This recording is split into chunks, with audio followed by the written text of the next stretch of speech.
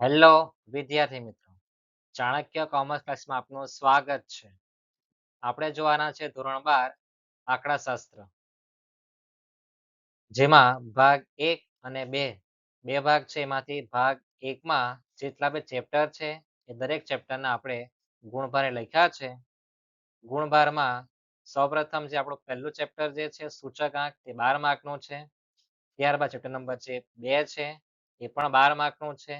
નિયત સંબંધાંક એ પણ 12 માર્ક છે અને સામ્યસૂચક 12 માર્કનું છે.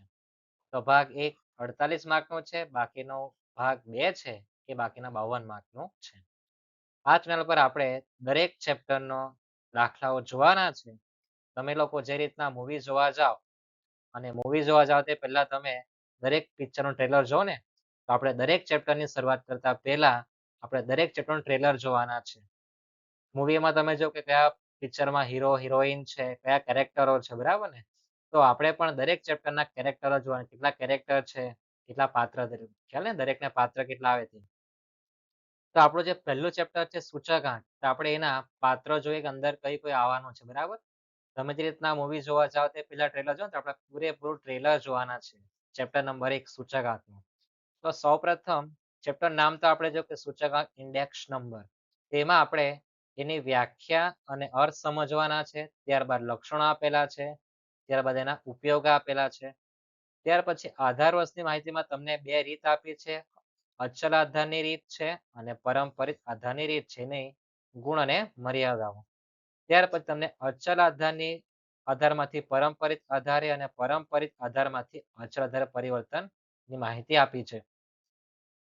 ત્યાર પછી તમને સૂચકની ગણતરીમાં લાસ્ટ યર, પાસે અને ફિશર ત્રણ પ્રકાર તમારા દાખલા આવવાના છે. ઓકે, ત્યારબાદ તમારા જીવન નિર્વાહ ખર્ચના સૂચકાંકમાં પણ તમારા બે રીતના પિક્ચર છે.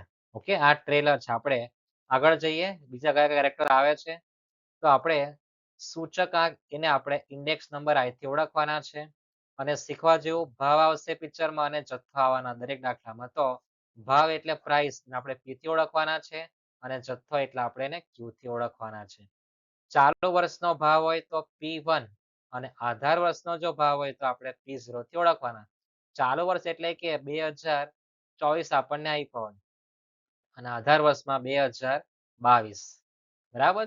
તો જે મોટું વર્ષ હોય તે આપણું ચાલુ વર્ષ અને નાનું હોય તે શું કહેવાનું છે? આધાર વર્ષ. આપણને નીચે 2 વર્ષ આપે, 2014 આપે અને 2010 આપવાના છે. તો નાનું વર્ષ જે છે એ આપણું આધાર વર્ષ કહેવાય. શું કહેવાય? આધાર વર્ષ. અને આપણું જે મોટું વર્ષ છે 2015, એ આપણી માટે શું કહેવાય? ચાલુ વર્ષ કહેવાય. ઓકે, એ પ્રમાણે જથ્થામાં ચાલુ વર્ષનો જથ્થો તો Q1 અને આધાર વર્ષ જથ્થો તો આપણે Q0 થી ઓળખવાના છે. આ આપણી ઓળખાણ ચાલતી છે. ત્યાર પછી એવું ઘણું બધું આવવાનું છે. લાસ્ટ યર છે એના માટે સિમ્બોલ IL આવવાનું છે, પાસે છે એના માટે IP આવવાનું છે અને જે ફિશર છે એના માટે IF આવવાના છે. તમે જેટલી પગમાં ચંપલ પહેરો ને, તે પગ જેટલી ચંપલ ની હોય ને, નાની હોય, ત્યાં તમે IL લખો કે IP લખો, તો I મોટો લખો અને P નાનો લખો, બરાબર? તમારી પગની બી તમારી ઇજ્જત કરવાની છે. ઓકે, ચંપલ જે સિમ્બોલ રાખવાના લાસ્ટ યરના, પાસે ને ફિશરના. ત્યાર પછી તમારું આવવાનું છે W આવવાનું છે, I આવવાનું છે, બરાબર? પિક્ચરમાં ઘણું બધું આવવાનું છે. નેક્સ્ટ પેજ પર જઈએ તો આપણને પિક્ચરનું થોડું સારાંશ આપેલું છે, જેમાં આપણને કીધું છે કે કોઈ વસ્તુના ભાવ, ઉત્પાદન, માંગ, પુરવઠો, જથ્થો વગેરેને તે વસ્તુને શું કહેવાય? ચલ રાશિ કહેવાય, એમ કીધું છે. પછી સૂચના છે કે ચલ રાશિની જે કિંમત છે એમાં જે સરખામણી માટે તમને બે રીત આપી છે, નિરપેક્ષ અને સાપેક્ષ રીત છે. અને આ ચલ રાશિમાં ફેરફાર થાય તે ગુણોત્તરને તમારે સાપેક્ષ ફેરફાર કહેવાનો છે, એમ કે. અને સાપેક્ષ ફેરફારની ટકાવારીમાં દર્શાવતા માપને તમારે સૂચકાંક કહેવાનું છે, એમ કે. ઓકે, ત્યાર પછી જુદા જુદા સમયમાં થતા ફેરફારોના સાપેક્ષ ટકાવારીમાં દર્શાવતા માપને જથ્થાનો સૂચકાંક કહેવાય. સૂચકાંક એટલે આપણે એને I થી ઓળખવાના છે. ભાવ એટલે યાદ છે ને, P, અને જથ્થો એટલે Q ની માહિતી કહેવાય. ત્યાર પછી કોઈ પણ એક કે જેથી વધુ વસ્તુઓની આપેલી સમયના ચલની કિંમતમાં ચોક્કસ આધાર તે વસ્તુની ચલ કિંમતમાં સાપેક્ષમાં થતા ટકાવારી ફેરફારની સરખામણીના સમૂહને સામાન્ય સૂચકાંક કહેવાય, એમ કહે છે.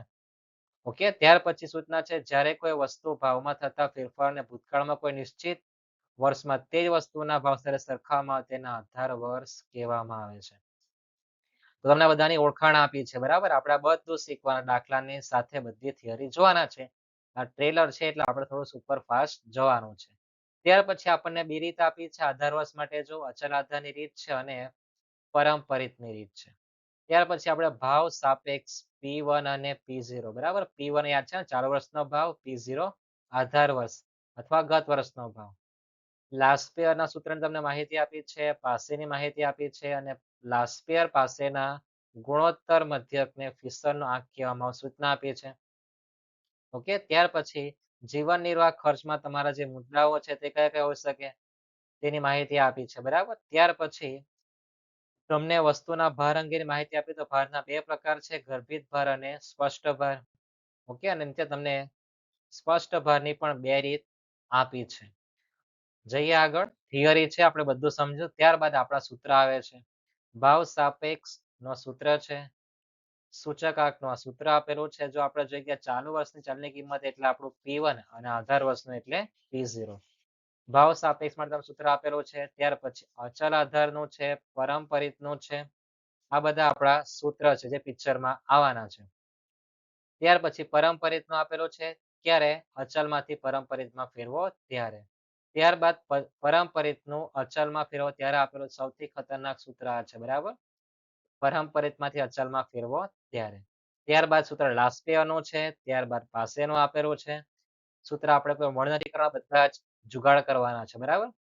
ત્યારબાદ સૂત્ર ફિશરના બબ્બે આપેલા છે બરાબર, જે ઉપયોગમાં આવતું હોય તે. ત્યાર પછી કુલ ખર્ચમાં સૂત્ર તમને આપેલા જ છે બરાબર, પણ કીધું કે લાસ્પેયરનો આંક અને પાસેનો આંક. ત્યારબાદ કૌટુંબિક બજેટ આપણે ડબલ વાત કરી ગયા ને, ઓકે, તે આવતું છે બરાબર. આ બધા સૂત્ર આવવાના છે. ત્યારબાદ નાણાંની ખરીદ શક્તિ અને વાસ્તવિક વેતન. હજુ એક સૂત્ર બાકી રહે છે, ફુગાવાના દરનું. શાનું બાકી રહે છે? ફુગાવાના દરનું. હજુ એક સૂત્ર બાકી છે. તો આપણા આટલા સૂત્ર છે. સૂત્ર જોઈને ગભરાવું નહીં, સૂત્ર બધા યાદ રહેશે બરાબર. દરેક સૂત્રના આપણે બબ્બે 3-3 દાખલા જોવાના છે અને ત્યારબાદ પ્રેક્ટિસ કરવાના છે. ઓકે, તો તમારે જો ચેપ્ટરના દાખલા દરેક શીખવા હોય બરાબર છે, તો આપણે દરેક દાખલા ચાણક્ય કોમર્સ ક્લાસીસની ચેનલ જે છે બરાબર, એના પર આપણે દરેક દાખલાઓ જોવાના છે. તો ચેનલ પર જોડાઈ લેવું અને ચેનલને લાઈક, શેર અને સબસ્ક્રાઇબ ભૂલતા નહીં બરાબર. સબસ્ક્રાઇબ કરી મૂકવું, જેથી નવા વિડીયો જે પણ આવે તમને તાત્કાલિક જોવા મળે છે. ઓકે, ધન્યવાદ.